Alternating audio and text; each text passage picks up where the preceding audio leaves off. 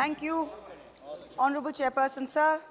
I stand on behalf of my party, the All India Trinamool Congress, to stridently oppose both the renaming of the bill and the replacement of the Manrega Act by the VB G. Ramji Bill 2025.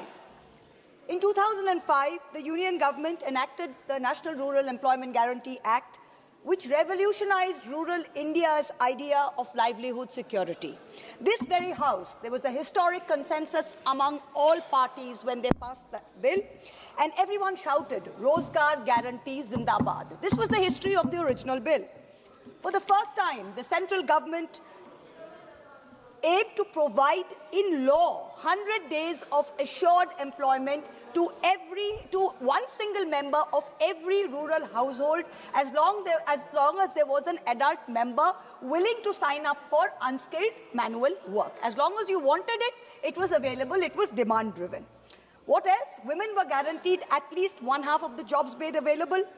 The NREGA scheme was aimed at creating durable infrastructure, so wells, ponds, roads, etc. Employment to be provided within 5 kilometers of an applicant's residence. So this was to prevent large-scale rural to urban migration. Minimum wage was to apply. Every state was notified with a minimum wage.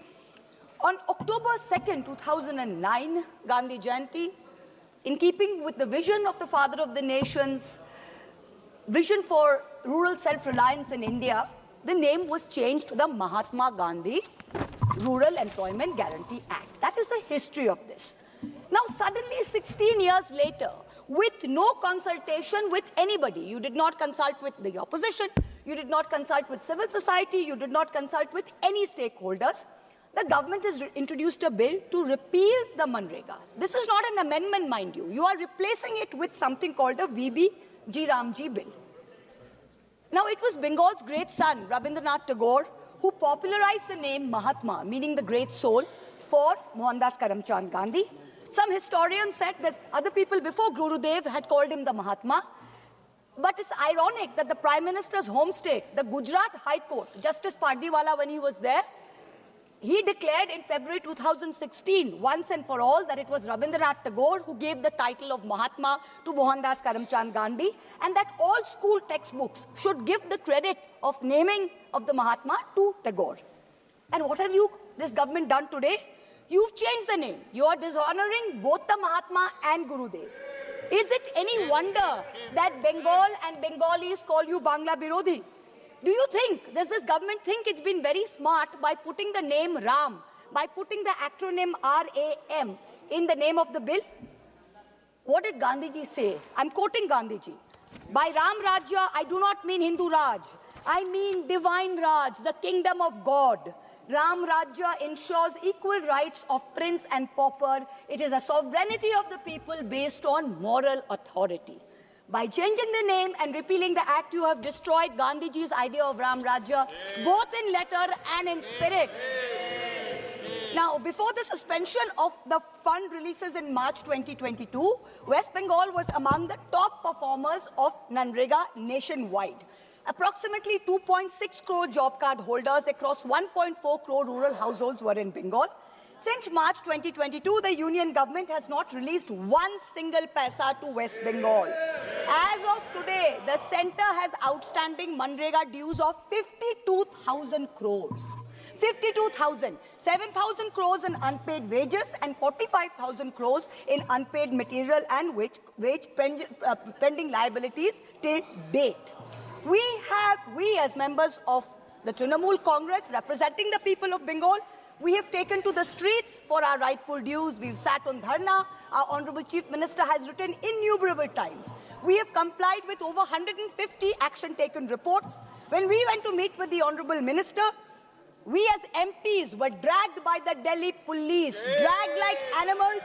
We were thrown vans and we were taken to a godforsaken thana on the outskirts of Delhi. This is what we got. Even though the objects and reasons of the bill, I've got the bill in front of me, I'm looking at page 1. Now, if you look at the objects and reasons of the bill, it says to provide an enhanced statutory wage employment guarantee of 125 days in every financial year to every rural household. But actually, there is no one single element, not one, of the legal right to work retained in the bill, which was there in the original bill. That was a legal right. Nothing. Now, Manrega, the original Manrega provided some fundamental guarantees. The first, it was central government funded. The wage bill was met 100% by the central government. The second, it was a demand-driven employment program, as my honorable colleague Naresh Ji from the SAPA said. He said when people wanted to work, it was demand-driven. It was bottom-up. And the third guarantee was that 100 days of work across rural India, no matter where you were. There was no notified area, no this, no that. You wanted to work, you lived in rural area, you filled up a form, you were entitled to it. That was the right. Now this government, I'm looking at the bill, they've used the word guarantee 92 times. 92 times in this bill. But I'm going to go through just 4 provisions of the bill which demonstrates that the new Ramji bill provides no guarantees at all. Forget about 92, it provides not even one guarantee.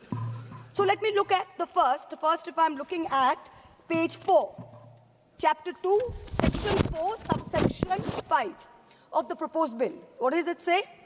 The central government shall determine the state-wise normative allocation for each financial year based on objective parameters as may be prescribed by the central government.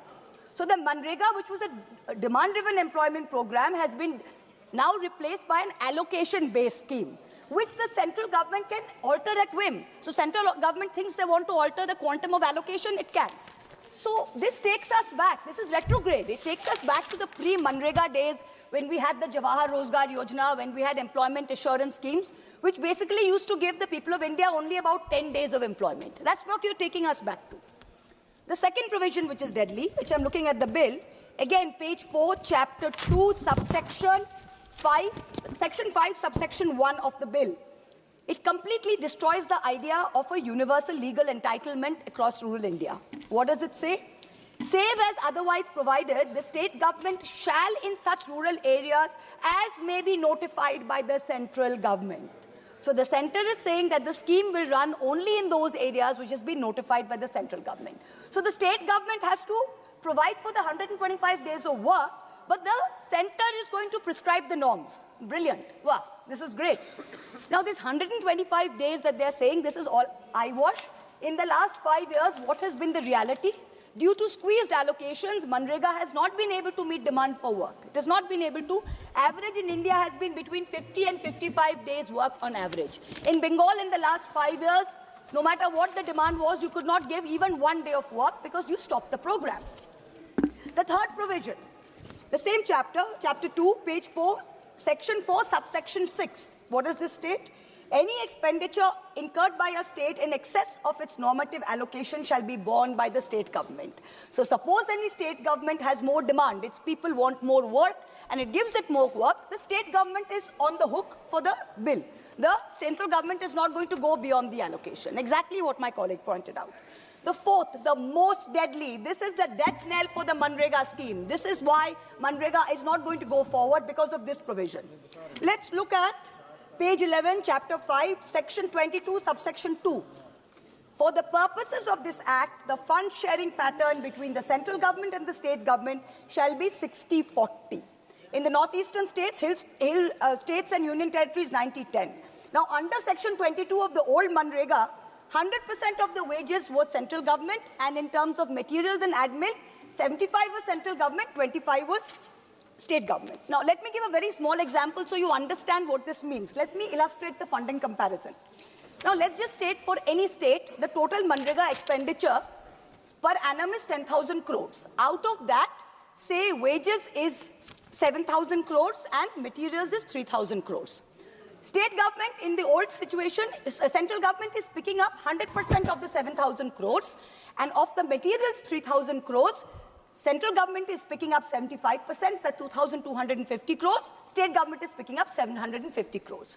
So what is the situation? Central government's total bill is 9,250 crores, state government pays 750 crores. This is old Manrega. The new VRAMG, what is it looking at? Same expenditure of 10,000 crores. Sir, I've got 12 minutes, sir. I'm the first speaker, 12 minutes. Please don't ring the bell, sir. Okay, now under the new situation, what is happening?